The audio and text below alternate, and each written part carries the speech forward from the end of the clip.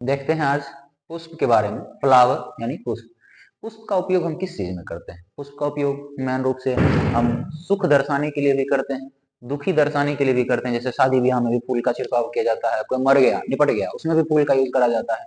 और आप औषधि में करते हैं, कॉस्मेटिक प्रोडक्ट सुंदरता वाले चीज जैसे हो गया कि क्रीम वगैरह हो गया, उसमें करा जाता है फूल का उपयोग। और भोजन वगैरह में भी फूल का उपयोग करा जाता है। फूल का बहुत सारा उपयोग होता है। आज हम पुष्प के बारे में पढ़ेंगे।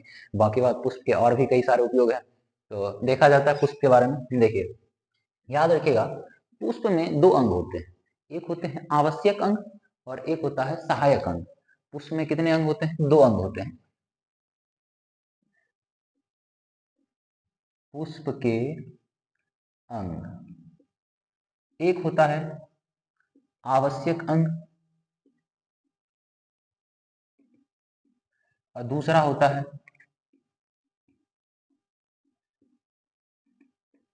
सहायक अंग। आवश्यक अंग में एक होता है नर भाग और एक होता है मादा भाग।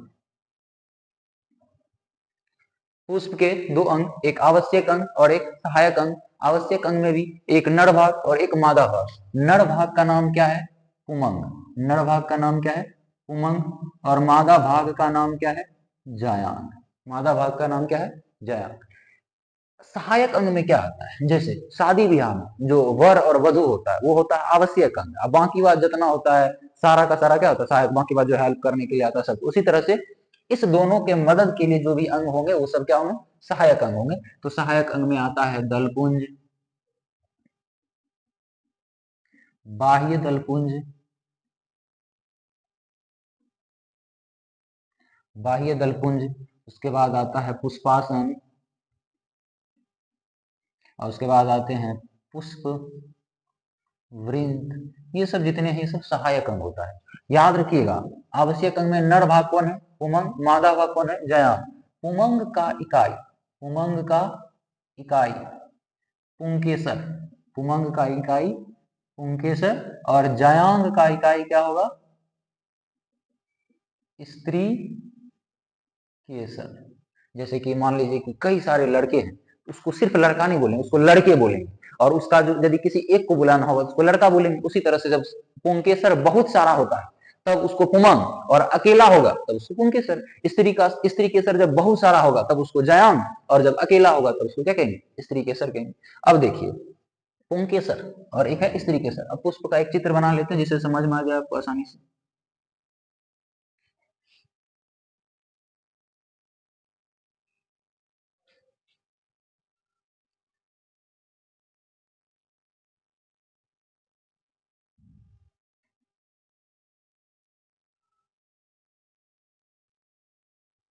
देखिए, ये है मादा भाग जयान। ये मादा भाग क्या है? जयान। लेकिन यहाँ पर क्या हुआ? जयान एक के गुण है, इसलिए इसको क्या बोलेंगे? स्त्री केसर। स्त्री केसर के तीन भाग। स्त्री केसर के कितने भाग? तीन गो।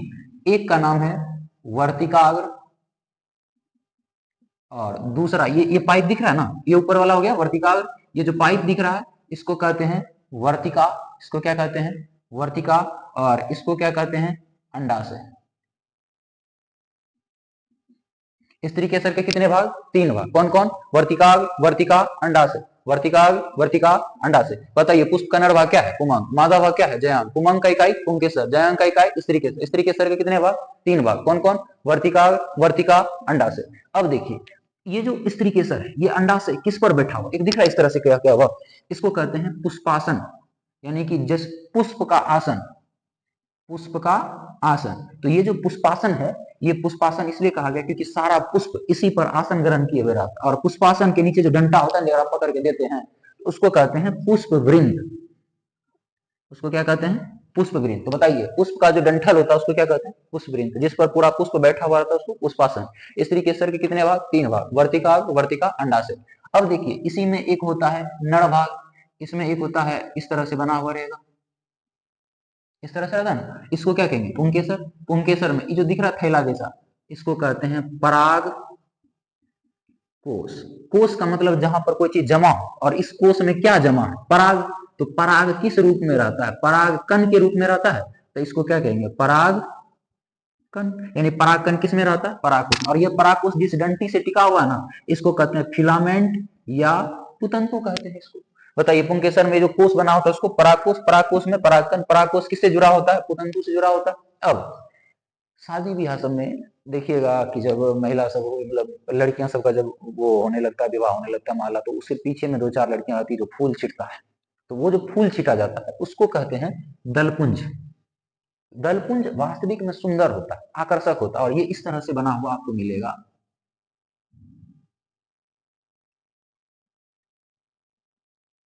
इस तरह से रहेगा, और इसको कहते हैं क्या? दलपुंज। इसको कहते हैं दलपुंज। अच्छा, पुंज का मतलब होता है समूह, पुंज का मतलब समूह, तो किसका समूह? दल का समूह, इसीलिए दलपुंज कहते हैं। तो जितना गुलाब फूल में वो रंग बिरंगा तोड़ के निकालते हैं एक मुट्ठी, उस सब मिला के होता है दलपुंज। लेकिन जब उसमें से एगो निकाल के दिखाएंगे तब उसको क्या कहेंगे?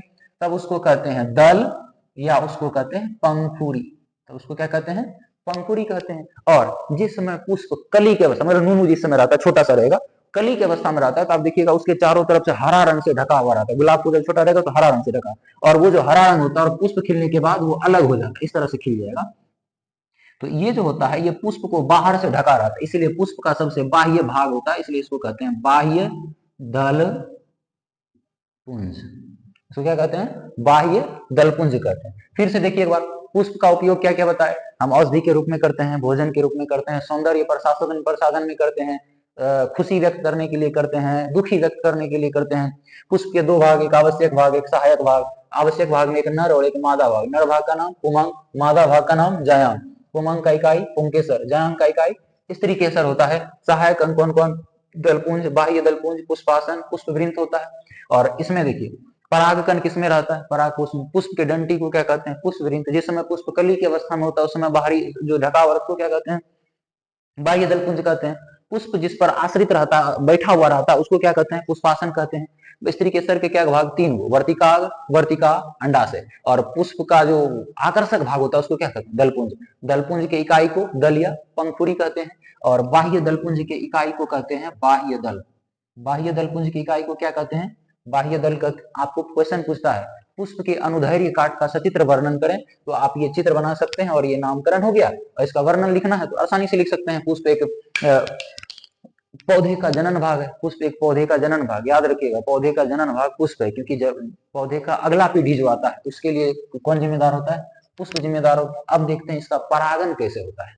पुष्प में फल और बीज बनने के लिए जरूरी है कि इसमें क्या हो? इसमें हो परागन। इसमें जब तक परागन नहीं होगा तो फल और बीज बनेगा नहीं। तो परागन होने के लिए याद रखिएगा, परागन किसको कहते हैं? बोलेंगे जब परागकोश, ये परागकोश है ना, जब परागकोश बोलना है, जब परागकोश से कौन कण? परागकण। जब परागकोश से परागकण का वर्तिकाग्र पर चला जाता है, यानी कि परागकोश से परागकण का वर्तिकाग्र पर चले जाना, परागकोश से परागकण का वर्तिकाग्र पे चले जाना परागन कहलाता है। ठीक, अब देखिए परागकण यहां से वर्तिकाग्र तक कैसे जाएगा? कोई ना कोई लेके जाएगा, तब ऑनलाइन नहीं चला जाएगा। तो ये कैसे जाएगा? इसका मतलब है कि परागकण को वर्तिकाग्र तक पहुंचाने के लिए माध्यम चाहिए, लेकिन इतना नजदीक है तो हवा भी पहुंचा देगा। अब समझिए, परागन 2 प्रकार का होता है। एक होता है स्वपरागन और दूसरा होता है परपरागन।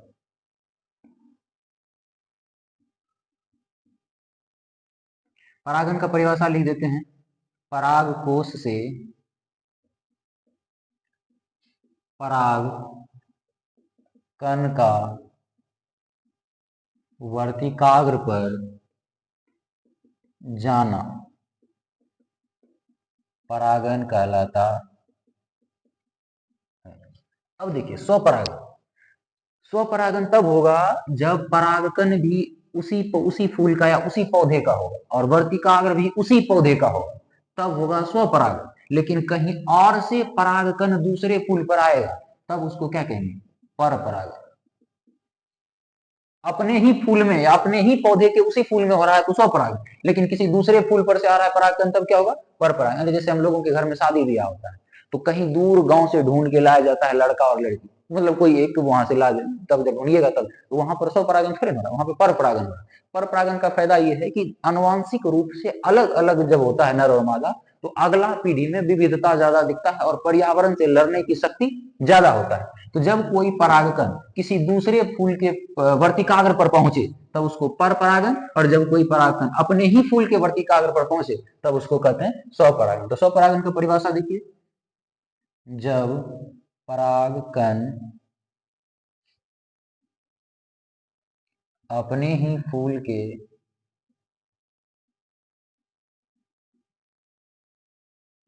वर्तिकाग्र पर पहुंचकर परागन की क्रिया संपन्न करता है, उसे स्वपरागन कहते हैं। और पर परागन में क्या होगा, जब परागकण अपने ही पर की दूसरे पर, तो किसी दूसरे फूल पर, जब परागकण किसी दूसरे फूल के वर्तिकाग्र पर पहुंचकर परागन की क्रिया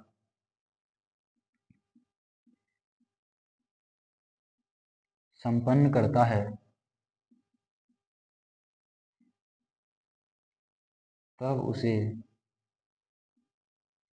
पर परागन कहते हैं। जितना भी बात बताया अभी तक में, उस सभी से हम कुछ क्वेश्चन पूछते हैं, नंबर के साथ आपसे पूछेंगे और आप इसका आंसर कमेंट में दीजिएगा, जिससे हमको समझ में आ जाए कि आप समझ गए। पहला क्वेश्चन है कि बताइए, पुष्प का संपूर्ण भाग जिस पर बैठा हुआ रहता है, जिस पर आसन ग्रहण किए हुए रहता है, उसको क्या कहते हैं। दूसरा क्वेश्चन, परागकण का वर्तिकाग्र पर जाना क्या कहलाता है। तीसरा, स्वपरागन और पर परागन दोनों में से किसमें परागकण की बर्बादी होती है, परागकण की बर्बादी होती है। चौथा क्वेश्चन, अंडाशय पुंकेसर का भाग है या स्त्रीकेसर का भाग है। पांचवा क्वेश्चन, पुष्प की खेती को क्या कहते हैं। ये तो बताए भी नहीं थे, लेकिन हम ही बता दे रहे हैं इसका आंसर। इसका आंसर होता है, पुष्प की खेती को कहते हैं फ्लोरी कल्चर, और पुष्प का अध्ययन कहलाता है एंथोलॉजी। जहां पर भी लॉजी लगा हो समझिएगा कि उसका मतलब अध्ययन हो।